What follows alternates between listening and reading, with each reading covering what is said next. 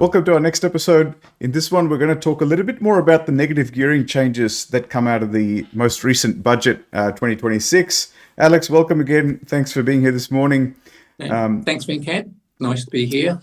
Yeah, so again, we're back to negative gearing. We're back to talking about Yes. the changes the government announced. So what we'll do, how about we talk about what we have at the moment, what the new rules will mean from here till 1st of July next year, and Correct, then what yes. happens after that for Okay. people who've got negatively geared Yep. properties. Yeah. So prior to the budget on the 12th of May 2026, negative gearing always existed under tax law. And negative gearing just really means that your allowable deductions in respect of any investment, so it wasn't always just property, but it was where your allowable deductions were greater than your assessable income. And that difference being the loss, could then be used to offset other assessable income, be it your salary and wages, your investment income, whatever. That's right. And that was always used by high income earners to use as a strategy twofold. One was to reduce the tax on their wages, particularly if they're on the top 45 plus 2% Medicare levy rate, because every dollar of a deduction was worth 47 cents to them. That's right. So yes, they're out of pocket 53 cents, but it was, if you like, the low cost. So they had the benefit of getting, in theory, a refund back from the tax office, which everybody would be happy with. And then the other side, which we will talk about later, is the capital gain consequences. So Yes. if you think about time value of money, they get a deduction today, but under the old systems of the capital gain rules as well, they would then pay tax at a lower rate when they ultimately, in theory, retired, when they had no other income. So that was always part of the strategy of the existing rules. Now, as a result of this, there was an argument, political or otherwise, that said, people buying houses, pushed out those that should be buying houses, which is the new people that were just starting work and wanted to buy a family home, but they could never compete because some other people with higher income or older generation had the resources to be able to buy and pay a higher price. And remember, interest rates were reasonably low back about 4 or 5 years ago. So that made it more attractive to buy property. And now with the impact of this and this fact that we've got a low supply of houses, it means there's a lot more competition if you want to buy houses. So the people that want to buy a house to live in were being sort of priced out or forced out of the market. So the government recognised that these people actually are the greater group of voters, not the And that's what's changed. the baby boomers, and that's what's That's right. changed. So That's what's when changed the law politics. law always changes because of politics, not because of rational reasons. So that's why they brought in these new rules from budget night, the 12th of May 2026. Now, you could argue that, he never said he would do this. Now he's gone back on his word, but, politics is politics. You live with it. And, my view is these are the new rules. To me, don't get too hung up on them when they come out, because the new rules always will have unintended consequences, as we've seen already, and there'll be always changes. So don't sort of commit these rules to memory as if they're going to be the final, because they will chop and change as we go through. But you need to be aware of the broad impact of these proposals at the moment. And that's my sort of take on the current scenario.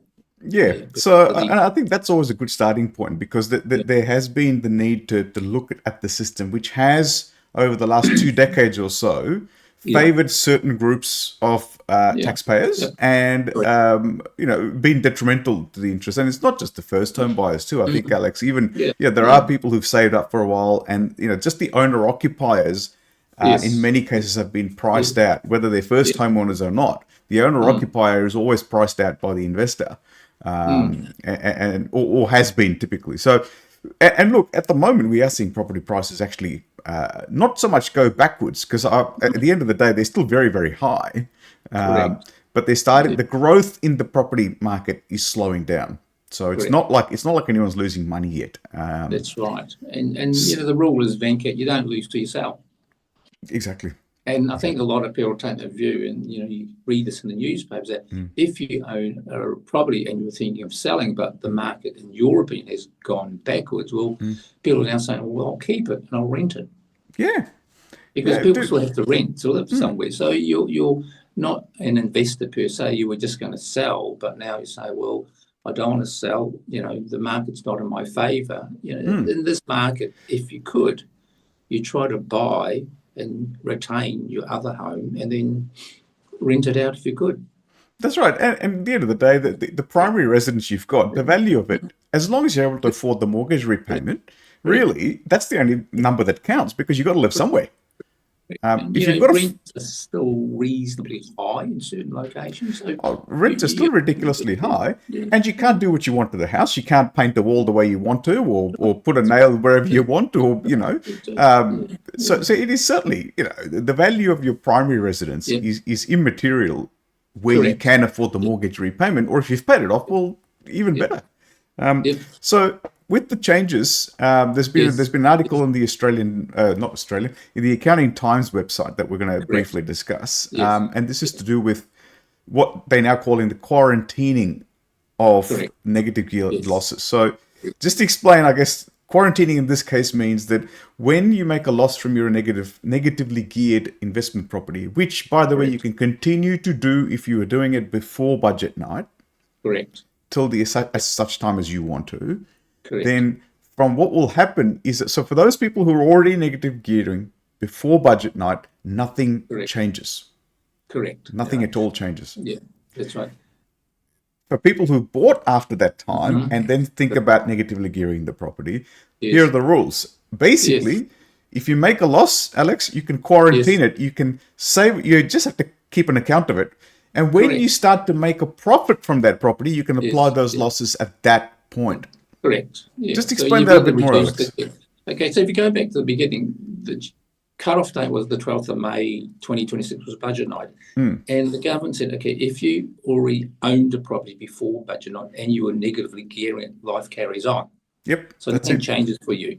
The second part of that said, if you had signed a contract before the 12th of May, even though settlement is 36 days later, you can still negatively gear that property. All right. Now, the issue is that we just talked about before, Venkat, if you owned a property back in 2021, so you bought it well before budget night, but now after budget night, you're going to rent it out for whatever reason. The question is, will that still qualify?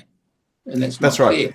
And just to be clear, sorry, Alex, just to be clear, we're talking here about a property that someone bought and they lived in as their main residence from the start. And then they decide, actually, look, life circumstances have changed. I'm going to move to another city. I'm going to move to another suburb. But I don't want to sell the house. I'll just rent it out. Can they negatively gear that property? And so the answer to that is?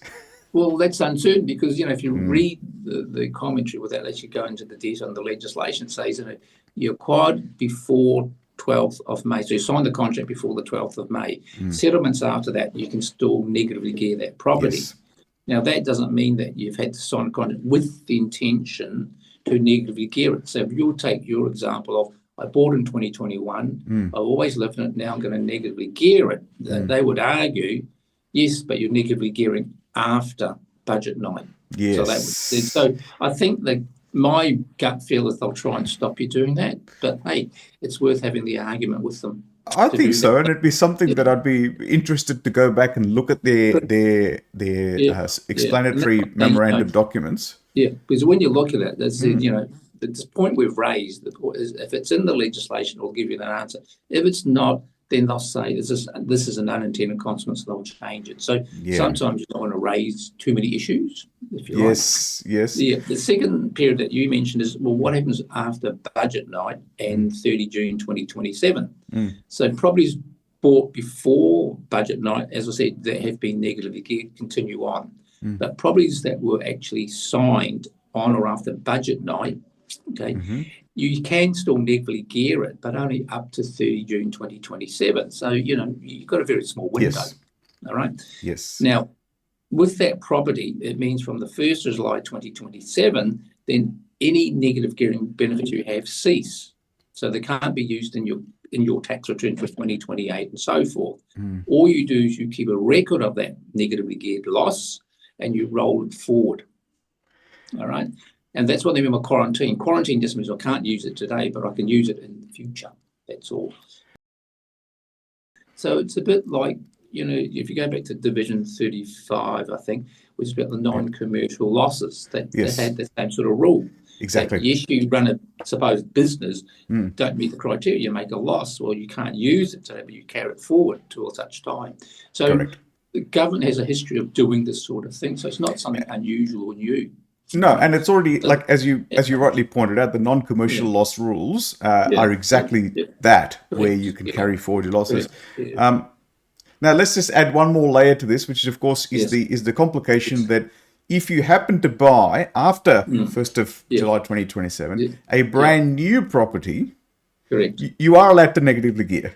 Yeah. So what we just talked about is the basic rules, but then they create exceptions. And one of the key Yes. exceptions was what's called new residential dwellings. But the Yes. condition is that the new residential dwelling is adding to the housing supply. Yes. That theory means you're buying a house out in the burbs where they build new houses for people to buy. Yes. The other options for, well, you can still do it potentially closer into the city. So a lot of you may be the baby boomers or your parents are the baby boomers. And there's always been the same downsize. You know, your 4-bedroom, 5-bedroom house falls too big, downsize to a 3-bedroom. So a lot of us say, okay, well, what if I just knock down the house and build a duplex or two, one in front, one in the back? Now, because you live in the front, but you could rent out the back because the house at the back is adding to housing supply. So that property at the back could be negatively geared, even though you Precisely. bought it after 1 July 2027. So there is this out. But, the reality is, talk to your parents or grandparents. Do they want to go through the hassles of building? And that's one of That's the right. key. That's right. I guess there would be Hey, newer. enough, you'll do it. Yes. Everybody hates the tax man. That's right. That's right. Well, I mean, there would be if you were to buy a new apartment or a townhouse built Correct. Yeah, closer that's in the right. suburbs or whatever, that would still Yeah, qualify. yeah, yeah. But you are right in the sense that Yes, that yeah, in a way the policy intention is really to yes, add to housing supply. So if people are going to invest in housing, it should be yes, to increase the supply of housing. Now in yes. Australia, of course, our problem about housing supply is a whole different issue. And we don't want to go there right now. But yeah, in theory at least, Yeah. the I have a comment about housing supply. I yeah. also think that maybe we don't really have that big a problem because you look at the high-rise apartments, how many of those are vacant? Oh yes, yes. I mean, And you a say, lot of well, it. there is supply, but people don't want that type. So, when you say housing supply, you could say, well, look at the number of apartments, houses available. I think And there also, are Alex, other things, but people don't want to buy those ones, I think is the I issue think sometimes. partly though, isn't it also because traditionally, and even today, a lot of these Mm, apartment blocks that are built are mm, most of them, in a particular block, you might get two or mm. three bedders, but the rest are all going Yeah, to be one or yeah, two bedders, right. That's and they're right. built for people to move through them, to live Yeah, there for a while. Whereas if yeah. you look at other countries, like I mean, Singapore's not the best example Mm, because they're a dot compared to Australia, right? They're very very tiny, yeah, different yes, dynamics. But in yes. Singapore, a lot of the apartments are three bedders. So people, and there's also a culture there of living in apartments, right? So I think we've Correct. got, you're spot on. It'd be great if a lot of couples, for example, would just move into an apartment and buy Yeah, those in the yeah, city with all the amenities. But yeah, because they're not built for people to live in, because they don't yes. have the option of three bedders, which you want if you're Mm, going to have a family and all the mm, rest of it.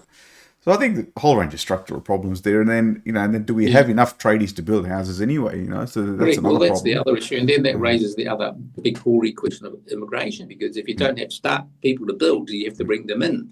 That's going to upset Pauline. But hey, what the hell? Yeah, well, What do you want to do? upsetting. You can't have one Pauline's house. going to get upset no matter what happens, Alex. So Yeah. we're not going to worry about her.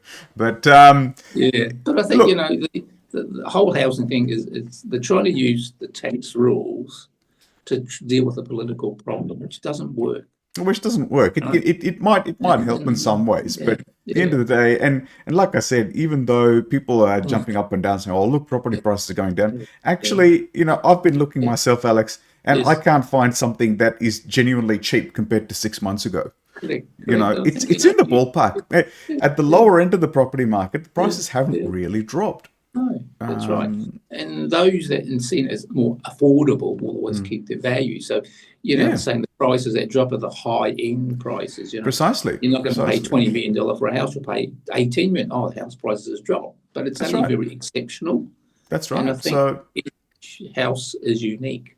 You can't say in your suburb, Venka, you bought this and then price of someone else's drop, because you look at the condition, the location. So there's a whole range of issues. Things that dictate it. So I guess, Alex, just to summarize then, the whole thing about negative gearing is that we now got a quarantining regime. So if you do have losses from an investment property, you have to keep a track of those, and you can claim them once you start making your profit, which typically will be about halfway through the life of the loan. Yeah. Now, one of the issues about the quarantine is that you need to keep good records. You need to put in your tax return the amount of the quarantined loss, because if you don't, no record. And then remember, we can only amend going back in theory 2 years. So if you haven't, you say, okay, I forgot to put it, I'll put it back for 2 years, but I've had this probably for 5 years. Well, too bad.